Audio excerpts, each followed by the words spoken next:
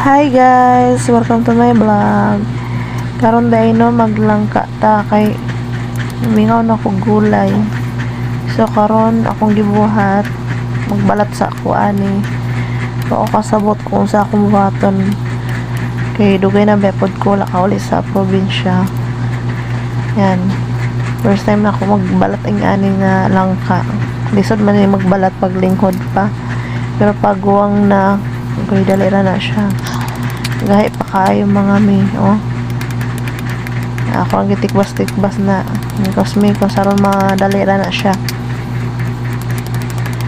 Dayon, linghod man na siya nga langka mo nang baga na ako na pagtanggal yung mga balat. Then ako din ang gitusok og stick no kay kabalo na may mo ana. Kay mo dikit sa kamot. Dahil karon may konsumisyon ako na kay o kasabot kung saan ako pagbuhat ani oy. Saan ako pagbalat ng mabilisan. O diba? Ano na ako siya oh. Oh, pwede na. Mikos lang aron madali.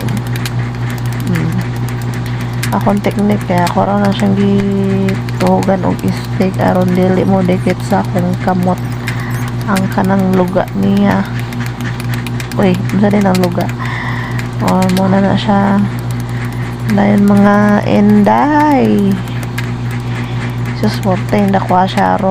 Dakwa akong kutsilyo di, oo. Hindi mo na nagtadtara ng panit. O, diba? Sayon ra. Kaya gada ko man sa bukid, dali na sa tuwaro pagbalat ana. Then mahumanan ako diya may man ana ako pa na siyang pikas-pikason. Ako pa na siyang hugasan maayo. Mahumanan ako ana. Lalim oy. Horot akong oras diri. Pilapid ka oras ko no balat aning langkaan ni. Saan man mura man tag nangala. Ingon mo ko sa kumbana mo.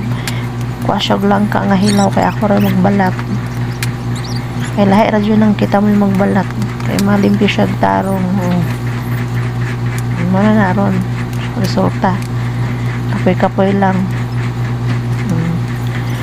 Tiis kay ginusto ko yan eh. Man ana gipikas-pikas na din ako ni siya no. Akong gitanggal ng